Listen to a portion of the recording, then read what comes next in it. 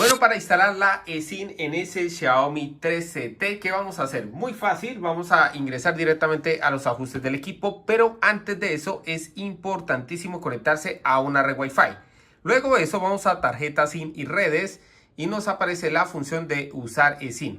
O tan sencillo como escribir la palabra clave que sería eSIM. Entonces ahí están las dos maneras. Si ustedes quieren hacerla de la una o de la otra, pues nos lleva a la misma opción. Vamos a darle a aceptar, vamos a verificar que nos haga la activación de la eSIM y sencillamente le damos en administrar eSIM, le damos a agregar eSIM y lo que se hace el equipo es abrir la cámara. Entonces en este caso estoy utilizando esta eSIM en prepago.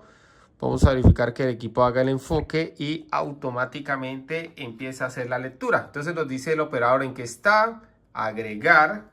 Listo, acá dice que se agregó con éxito y como se dan cuenta ya tengo la señal. Bueno,